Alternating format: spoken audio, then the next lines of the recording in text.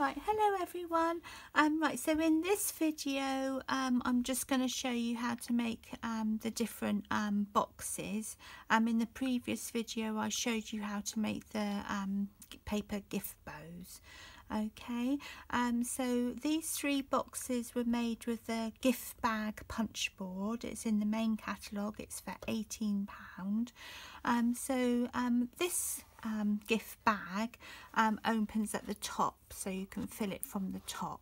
Okay, I just used the lovely mini clips that are in the spring catalogue on page 5.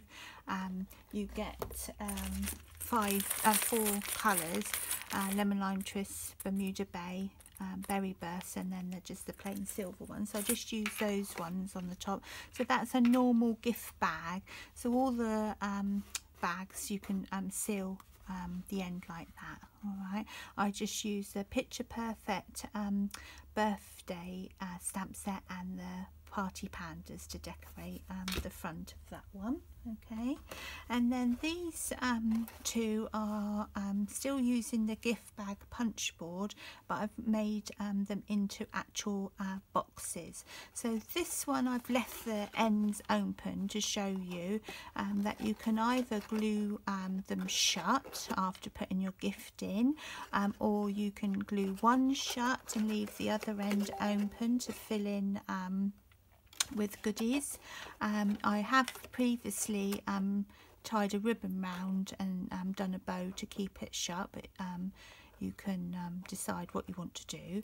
And then this one I've both done with a belly band, but this one you can slide the belly band off, and instead of leaving the ends open, I've closed the ends, glued them, and left the side open. So that you can put in and fill your goodies like that. All right, they're all made with actually the same size piece of cardstock. The actual board does give you the measurements on here, so you can have different widths, which is that size. So this one is actually the medium size width. The small and the medium you can use with A4 or 8.5 by 11 size cardstock, but to get the wider width gift bag or box and use a large score line, you do need 12 by 12 cardstock. Okay, so for all three gift bags or the gift boxes, I've used a piece of cardstock which was an A4, but I've trimmed along the long side to 11 inches and left the A4 side as it was. Okay, so up the top of the gift bag punch board there's a little recess, and you need to put your cardstock so it butts the little ledge that's on the inside.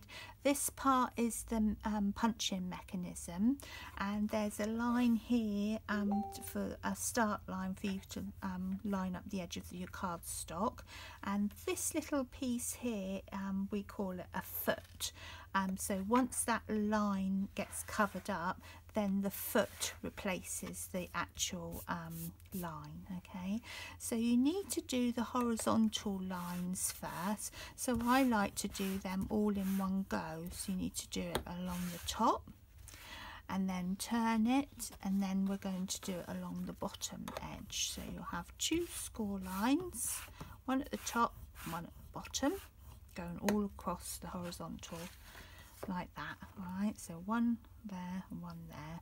So now we're going to put it back in the punch board and button right up against the ledge, lining up the left hand side with the start line and the little foot, and we're going to punch, and then we're going to score the first score line. We're going to come down the medium, and we're just going to stop at the bottom score line. So then we're going to move it across so the score line comes under the foot, then we're going to punch, and then this time we're going to come down the side score line, then move it across so the score line is under the foot, and punch, and then we're going to come down the medium score line and then move it across so the score line's under the foot. I'm trying not to get my hair in the camera. So then we score down the side and then move it across, and one last punch, and that's all the punching done across the top. Okay, and then you can just clear the bits that get punched away underneath. So now we're going to turn it around. So now we need to do the punch bits to get the tabs across the top. So this time we put it in the punch board on the left hand side, line up to the start line, and we're just going to punch this time. So move along so the score line is under the foot each time, and keep punching.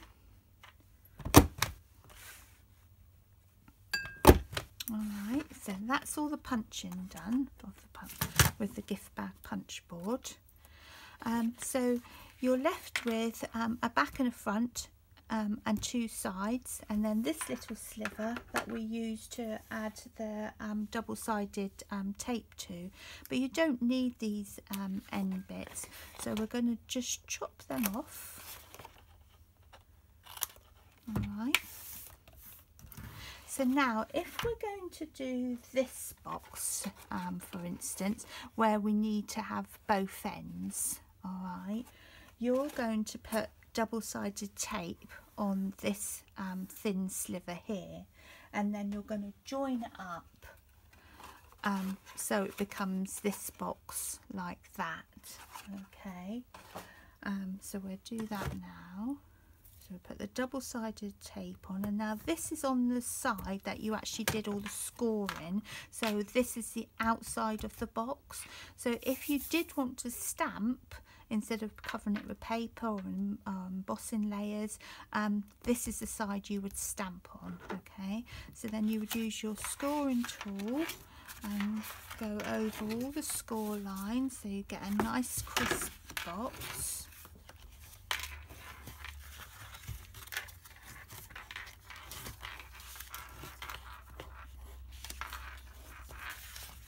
This colour's Lemon Lime Twist, really zingy, isn't it?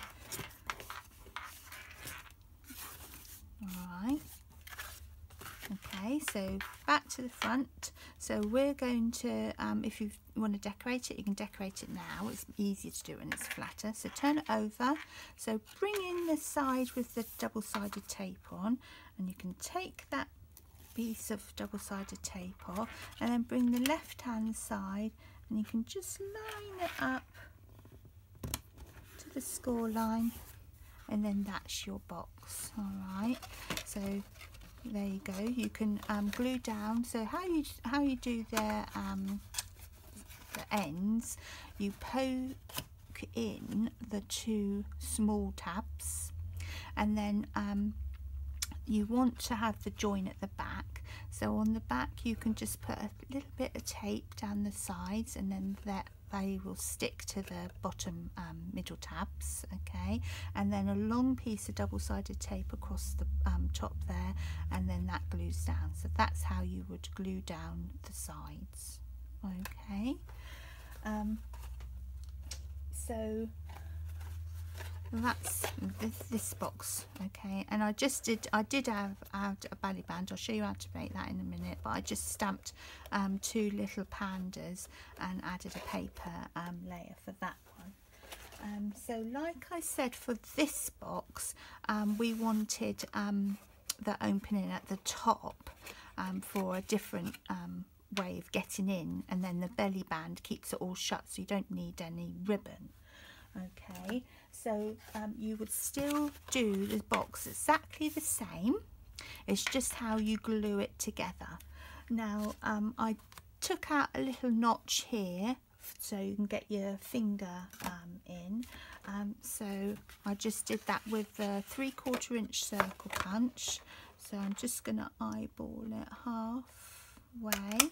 All right, and then you can add some paper. Now this paper's the paper in the Picture Perfect birthday suite, and on one side it's got actual photos of all birthday things, and then the other side is normal paper, so you can decide which side you want.